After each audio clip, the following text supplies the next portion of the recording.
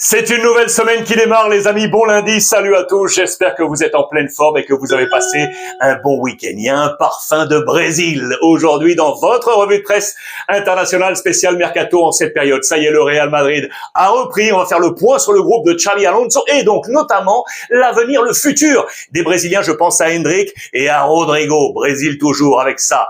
La surprise, Monsieur David Luiz est de retour en Europe, les amis. Où a-t-il signé? Réponse dans cette nouvelle édition. On va commencer justement avec une autre surprise. Regardez la presse portugaise ce matin avec le FC Porto. Match hier entre Porto et l'Atlético Madrid. Juste avant le match, les supporters sont là, ils accueillent bien évidemment l'équipe et tout d'un coup, le speaker prend le micro, garde le silence, le suspense et annonce l'arrivée sur la pelouse de Monsieur Luc de Jong, les amis. L'attaquant en provenance du PSV Eindhoven, personne n'était au courant. Le secret a été gardé jusqu'à la toute dernière minute par le président André Villas-Boas. Porto s'est imposé 1-0 face à l'Atlético, mais la grosse surprise, elle est là, le coach Farioli, très heureux bien évidemment d'accueillir l'attaquant d'expérience, 34 ans, le néerlandais qui a fait, vous le voyez, sa carrière, notamment du côté du Borussia Mönchengladbach, avec Newcastle, avec Séville, le passage à Barcelone en prêt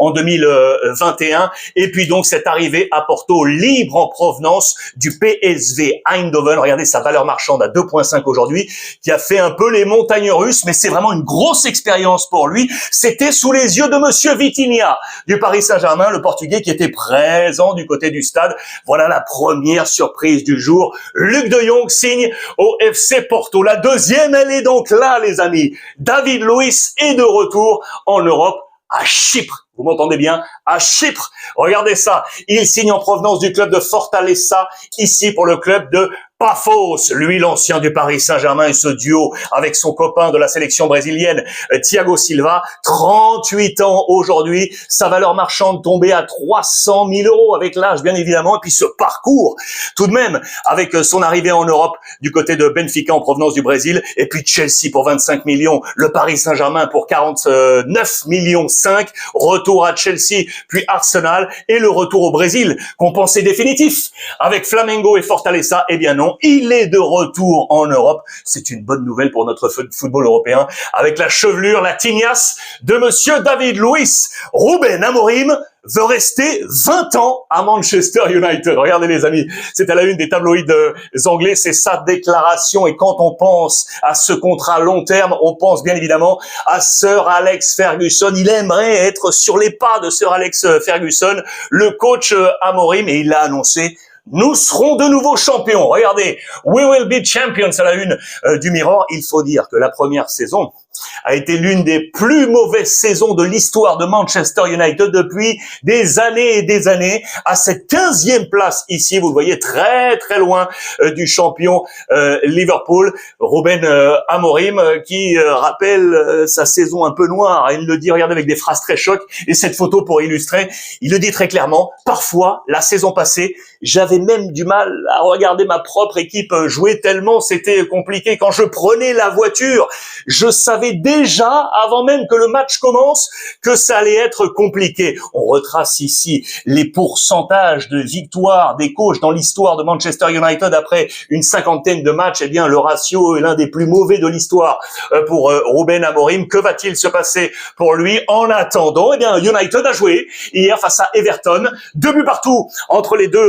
formation. Ruben Amorim, voici son 11 de départ avec le français Yoro dans cette défense à 3. Les nouveaux étaient là, ceux qu'on attendait, notamment en attaque, avec Cunha, arrivé de Wolverhampton, et je pense notamment à Bomo, l'international camerounais qui a joué la première mi-temps, l'ex de Brentford. Les deux hommes, regardez, ont pris un petit selfie à la fin de la rencontre, et puis on a ventilé dans ce match. Regardez par rapport à ce 11 titulaire, entrée de Maguire, entrée de Mason Mount qui va marquer, et entrée de Casemiro, notamment au milieu de terrain. Notez la rentrée également de Højlund qui est annoncé, vous le savez, partant. United, 2 buts partout face à Everton. Qu'en avez-vous pensé? Dites-moi si selon vous, United a les moyens d'être un nouveau champion d'Angleterre. Angleterre toujours avec les larmes de Son, le capitaine emblématique de Tottenham, s'en va, les amis, après une décennie passée du côté du maillot de Tottenham. Eh bien, regardez, bye bye pour Son. Il a joué hier avec son club chez lui, sa ville natale à Séoul. Il y avait une résonance,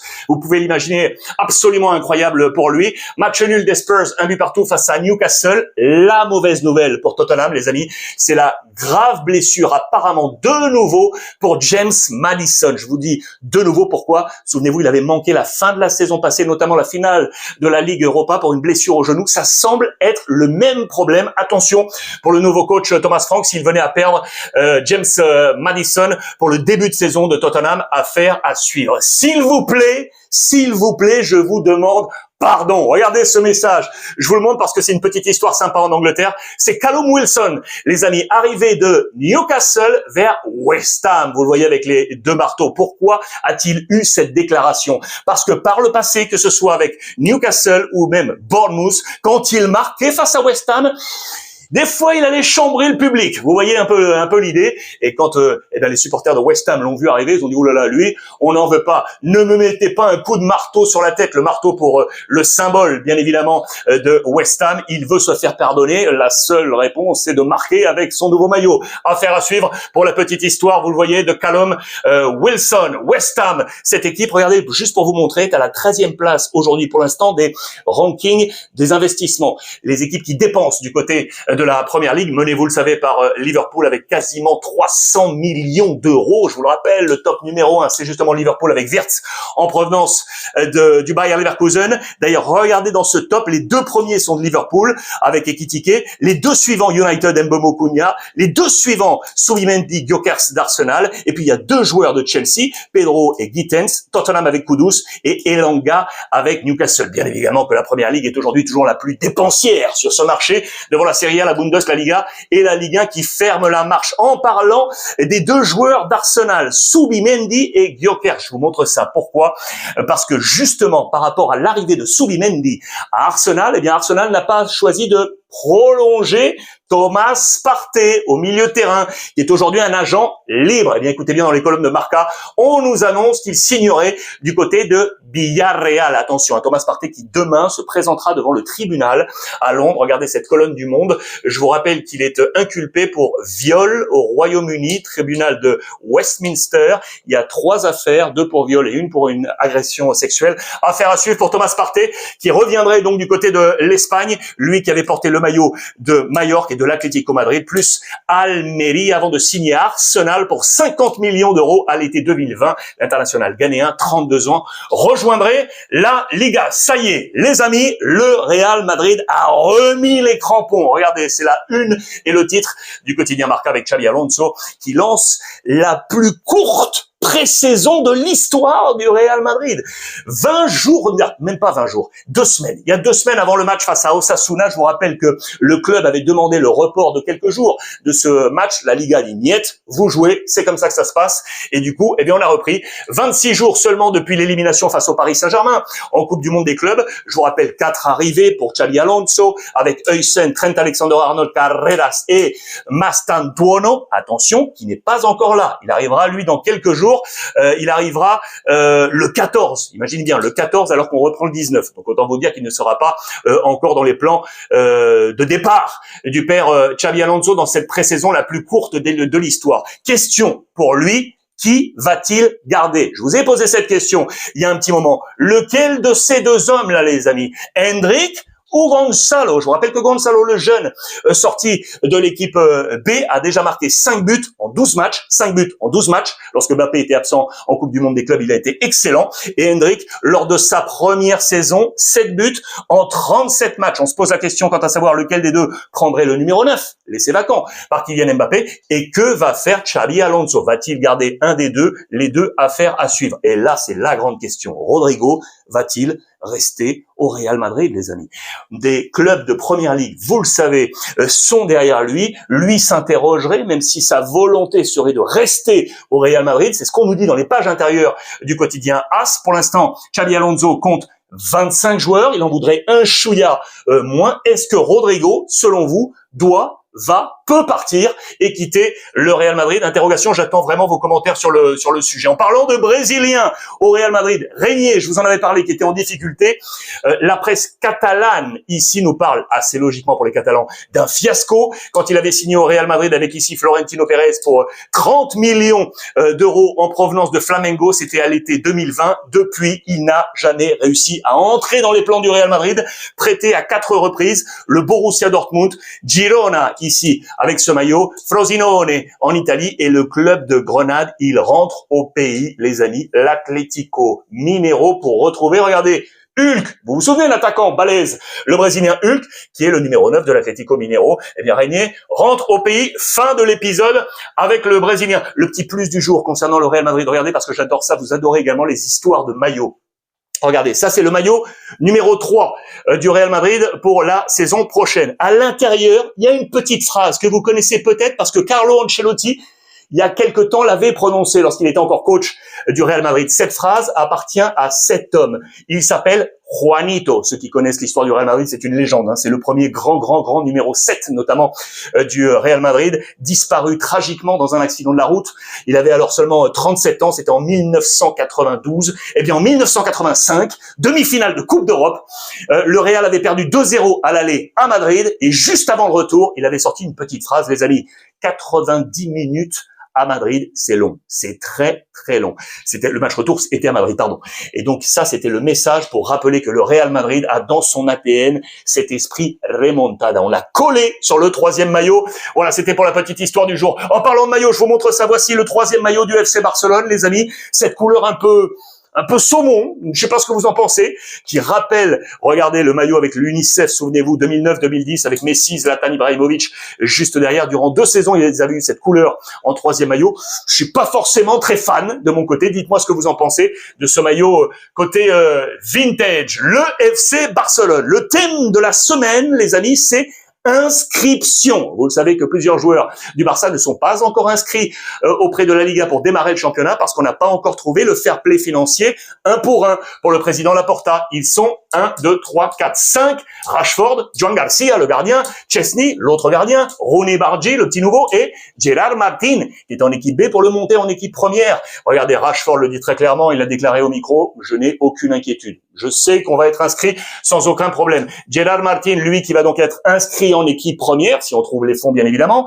Et il était pour l'instant avec une ficha de l'équipe 2, latéral gauche, très intéressant, qui peut jouer central. Flick l'a testé dans cette position. C'est vraiment une complémentarité intéressante. Le thème donc de l'inscription, et notamment pour le gardien, Joan Garcia, arrivé de l'Espagnol Barcelone, pour succéder, entre guillemets, si je peux le dire ainsi, à Ter Stegen, vous le savez, qui est toujours dans cette difficulté et qui a donc été opéré avec plusieurs mois d'absence, 3, 4 ou 5. C'est une affaire à suivre. En attendant, le Barça ne veut pas, ça c'est clair, utiliser l'inscription de Ter Stegen, qu'elle va peut-être lever avec sa blessure, pour inscrire Joan Garcia. Pourquoi? Parce que quand cet homme va revenir janvier, par là, eh bien, la problématique se représenterait. Souvenez-vous du cas Dani Olmo. Eh bien, le Barça veut agir autrement pour pouvoir inscrire Joan Garcia. Très intéressant. D'ailleurs, je vous montre ce petit dessin, regardez, trouvé dans les colonnes des quotidiens catalans. Regardez, c'est le fair play, le 1 pour 1, le président Laporta, ici, qui est comme un hamster qui tourne pour aller chercher ce fair play financier. C'est aussi un côté négatif. Il tourne à l'infini en espérant le trouver. Peut-être pas. Affaire à suivre. Très bon dessin dans les colonnes des quotidien catalan. En parlant de Ter Stegen, d'ailleurs, juste pour vous montrer toujours ce autre sujet, sera-t-il capitaine pour la nouvelle saison? Les joueurs du Barça se sont prononcés en sa faveur. Réponse oui. De Jong, Gavi, Rafinha, Koundé, Olmo, ils ont tous dit il doit rester capitaine. Le message est envoyé, bien évidemment, à Hansi Flick. Autre question qui se pose, qui sera le numéro 9 titulaire? Je vous en ai déjà parlé, ça se pose encore dans les débats de Sport ce matin. Lewandowski ou Ferran Torres, lequel des deux aura cette position de titulaire, ou alors on va jouer avec les deux complètement du côté de Hansi Flick. Le dernier petit point, c'est sur le point infirmerie, que je voulais vous montrer ça avec 2 hommes, notamment Fermin, qui est sorti lors des dernières phases là d'entraînement avec le Barça. Petit coup au genou, mais vraisemblablement rien pour l'empêcher de démarrer la saison. Il y avait une autre inquiétude, c'était pour Inigo Martinez, le défenseur central. Attention, il n'a joué que 45 minutes lors du premier match à Kobe au Japon. Après, il a été présenté préservé par Hansi Flick avec Kubarsi également. Normalement, cela devrait aller du côté du FC Barcelone et d'Inigo Martinez. D'un défenseur central à l'autre avec l'Italie, Monsieur Bremer, qui fait son grand retour avec la Juve et qui a été très bon, les amis, très bon avec la Juventus. Et du coup, eh ben, ça amène Igor Tudor, le coach, à penser différentes possibilités tactiques, fort de la réussite du nouveau totem. Bremer, bon, il va être normalement insisté sur sa défense à 3 habituelle pour lui, avec donc Bremer ici, Gatti et Kalulu devant Di Gregorio, mais il se voit la possibilité également d'aller sur une défense à 4, avec Bremer ici avec Gatti, Cambiasso côté gauche et João Mario, le nouveau arrivé de Porto, sur le côté droit. En parlant de João Mario et de ce côté droit, Tudor veut la concurrence et apporter de l'air sur ce flanc droit. Très intéressant. Pourquoi? Parce que vous le savez, ça y est, Weah va rejoindre l'Olympique de Marseille. On va en reparler. Et du coup, fort de cette sortie, on va chercher un deuxième nom sur le flanc droit. Vous voyez, Destra. C'est lui qui tiendrait la corde. C'est Arnau Martínez de Girona, joueur formé en Catalogne. Attention parce que des clubs, notamment de Première Ligue, sont intéressés. Mais c'est lui qui aurait la pole aujourd'hui du côté d'Igor Tudor. Pour Douglas, les amis, pour Douglas, on est toujours en discussion, vous le savez, pour éventuellement sortir et prendre la direction de Nottingham Forest. C'est ici indiqué, vous le voyez, alors que on nous confirme que donc Weah va quitter la Juventus pour prendre la direction de Marseille. On parle de 18 millions d'euros. Manœuvre au milieu de terrain pour Tudor, qui attend toujours la confirmation de pouvoir, oui, enfin, enrôler l'ami Højlund.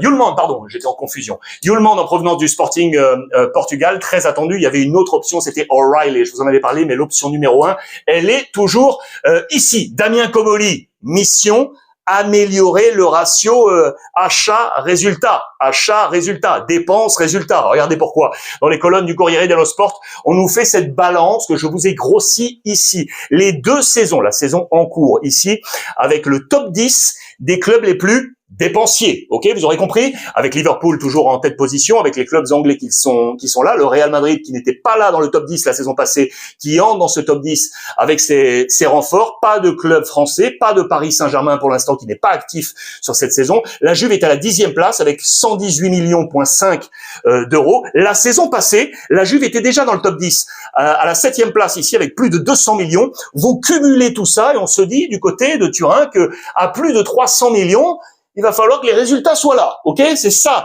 que Damien Comolli doit équilibrer, et surtout au coach maintenant, Igor Tudor, de valoriser, de bonifier ses investissements. Notez que le Paris Saint-Germain, la saison passée, était à la 5e place des clubs les plus investisseurs, en tout cas sur le marché des transferts. Libérez-moi, libérez-moi. Après le pardonnez-moi, c'est libérez-moi. Le message, regardez, de Lookman sur les réseaux sociaux qui a dit à l'Atalanta, laissez-moi partir. Je veux rejoindre l'Inter. Vous le savez, c'est le feuilleton de l'été. Chivou, lui, attend de son côté avec l'Inter. On nous retrace une nouvelle fois le calendrier. On est toujours dans ces négociations. Il veut un 4e nouveau après Boni, l'attaquant français, Sukic, le croate au milieu de terrain, et Luis Enrique, l'ancien de l'Olympique de Marseille, dans sa défense. Il attend bien évidemment Lookman. Alors du côté de l'Atalanta, on n'est pas content du tout de l'attitude de Lookman, notamment sur les réseaux sociaux. Vous savez qu'il a effacé toute trace de l'Atalanta, toute photo ou toute mention de son club avec lequel il est toujours sous contrat. C'est cet homme, notamment Luca Percassi, l'un des boss de l'Atalanta, qui dit très clairement, nous, on n'est pas contents,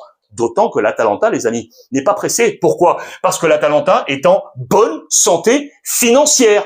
Je vous rappelle que l'Atalanta, c'est très simple. C'est 2 patronymes qui tiennent la baraque, la famille Percassi, dont je viens de vous parler, et puis la famille Pagliuca. Voilà, les 2 hommes forts, ils sont là, ils détiennent 100% de l'Atalanta. Et regardez, depuis 2016, les résultats nets de l'exercice, on est à chaque fois dans le positif. On a même atteint des barres à plus 51 millions. Et regardez, depuis 3-4 ans, eh bien, on remonte. On est en très bonne santé financière du côté de l'Atalanta. Donc, on n'est pas pressé par rapport à l'Inter. L'Inter, de son côté, qui a joué hier face aux jeunes de l'Inter. Victoire 7-2 de la formation de Chivou avec Boni, Lautaro. Tout le monde a marqué. et on a largement fait tourner du côté de Chivou dans cet esprit. Les amis, Max Allegri tiendrait à Milan enfin son latéral droit. Je vous en avais déjà parlé de ce nom il y a un petit moment déjà. Atekame, ça y est, l'international espoir suisse des Young Boys de Berne devrait rejoindre l'AC Milan. L'accord semble trouvé. Lui qui est passé notamment du côté de Neuchâtel Xamax, il a 20 piges tout juste, 1m80 pour porter ce couloir droit